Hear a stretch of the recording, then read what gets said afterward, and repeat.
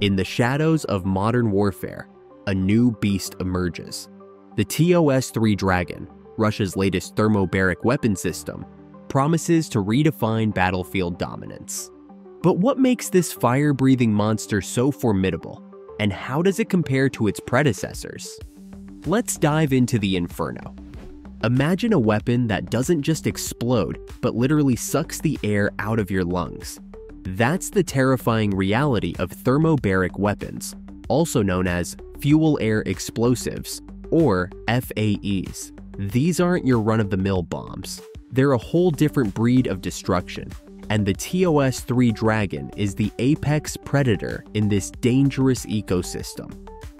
To understand the Dragon, we need to step back and look at the evolution of thermobaric weapons.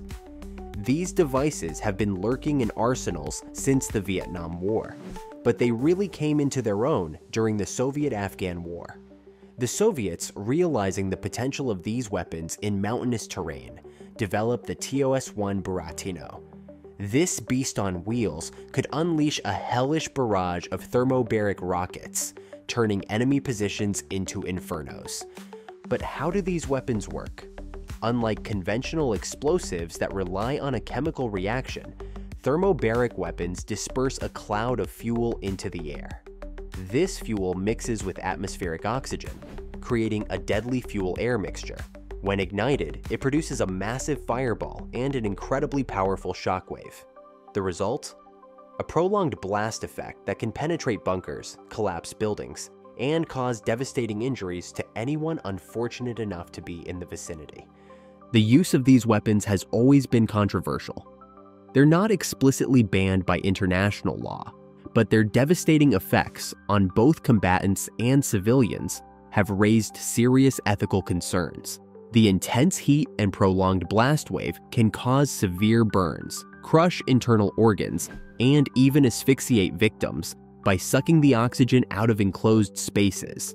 It's a grim reminder of the horrors of modern warfare. Despite these concerns, several countries have continued to develop and deploy thermobaric weapons. Russia, in particular, has been at the forefront of this technology. The TOS-1A, an improved version of the Buratino, saw extensive use in Syria and more recently in Ukraine. But even as the TOS-1A was making headlines, Russian engineers were working on something even more terrifying, the TOS-3 Dragon. So, what makes the Dragon so special?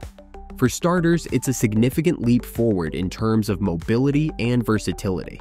While its predecessors were based on tank chassis, the TOS-3 Dragon features a tracked design. This might seem like a small change, but it dramatically improves the system's ability to navigate rough terrain. Mountains, forests, urban rubble, the Dragon can slither through it all, bringing its deadly payload wherever it's needed. But mobility is just the beginning. The Dragon's real power lies in its expanded firing range. Previous systems were limited to around 6 kilometers, but the TOS-3 can reach targets up to 15 kilometers away. That's a game changer on the modern battlefield, allowing the system to engage enemies from a much safer distance. Now, you might be thinking, wait a minute, longer range usually means less payload, right? And you'd be correct. The TOS-3 Dragon carries fewer rockets than its predecessors, 15 compared to the 24 of the TOS-1A. But don't let that fool you. These aren't just any rockets. They're a new generation of thermobaric munitions, likely more powerful and precise than anything we've seen before. Hey, speaking of precision, if you're finding this deep dive into military tech as fascinating as I do, why not hit that like button? And if you want to stay up to date on the latest developments in warfare technology, smash that subscribe button. Your support helps keep the Dragon's fire burning. Now, where were we? Ah yes, the Dragon's deadly breath. While we don't have exact specifications on the new ammunition, we can make some educated guesses based on trends in thermobaric weapon development. It's likely that these new rockets have improved dispersal mechanisms, allowing for a more efficient fuel-air mixture. They may also incorporate advanced guidance systems, improving accuracy and reducing the risk of collateral damage. But the Dragon isn't just about offense, it's a well-protected beast too. Like its predecessors, it's likely equipped with armor capable of withstanding small arms fire and light artillery. But the TOS-3 goes a step further, incorporating an active protection system. This cutting-edge technology can detect and intercept incoming projectiles, giving the Dragon a better chance of survival on the modern battlefield. The inclusion of this protection system, along with other advanced equipment, is part of the reason for the reduced rocket capacity. It's a trade-off between firepower and survivability, and it speaks to the evolving nature of modern warfare. In an era of precision strikes and advanced anti-tank weapons, even the most fearsome dragons need scales. Operating this beast isn't a one-person job. While we don't have exact crew numbers for the TOS-3, it's likely similar to its predecessors, requiring a team of 3-4 highly trained personnel. These aren't just drivers and gunners. They're the tamers of the Dragon, responsible for navigating, targeting, and unleashing its devastating payload. But let's take a step back and consider the bigger picture. The development of systems like the TOS-3 Dragon raises some serious questions about the future of warfare. On one hand, the increased range and precision could potentially reduce civilian casualties. On the other hand, the sheer destructive power of these weapons is terrifying. The psychological impact alone is significant. Imagine being on the receiving end, knowing that at any moment, the very air around you could be turned into a deadly inferno. This psychological aspect is often overlooked in discussions of military technology, but it's crucial. The use of thermobaric weapons can cause long-term trauma and PTSD, not just in military personnel, but in civilians caught in the crossfire. The sound alone, a deep, resonating boom followed by a massive shock wave, is enough to induce panic.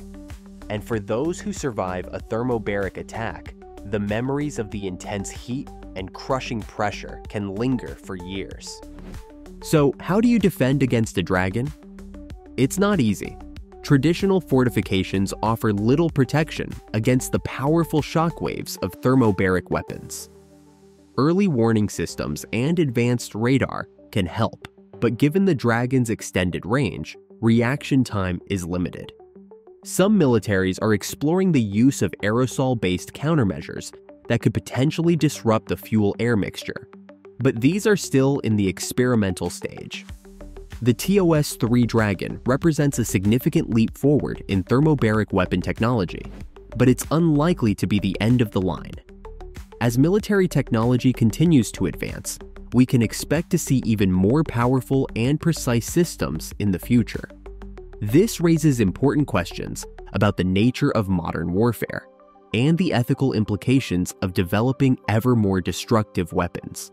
It's worth noting that while Russia has been at the forefront of thermobaric weapon development, they're not alone. Several other countries, including the United States and China, have their own programs. This has led to concerns about a potential arms race in this field, with each nation striving to develop more powerful and effective systems. As we wrap up our exploration of the TOS-3 Dragon, it's clear that this system represents both the pinnacle of current thermobaric technology and a glimpse into the future of warfare. Its combination of mobility, range, and devastating firepower makes it a formidable weapon, one that could potentially reshape battlefield tactics. But with great power comes great responsibility.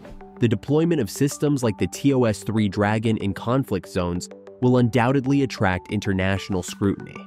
While not explicitly banned, the use of thermobaric weapons in populated areas could potentially be considered a war crime under certain circumstances. In conclusion, the TOS-3 Dragon is more than just a weapon. It's a symbol of the ongoing evolution of warfare technology. It represents the constant push for more powerful, more precise, and more devastating weapons. But it also serves as a stark reminder of the human cost of these advancements. As we marvel at the engineering prowess behind such systems, we must also grapple with the ethical implications of their use. The dragon may be a fearsome beast, but it's up to us to decide whether it's a protector or a destroyer. As technology continues to advance, these are the kinds of questions we'll need to wrestle with.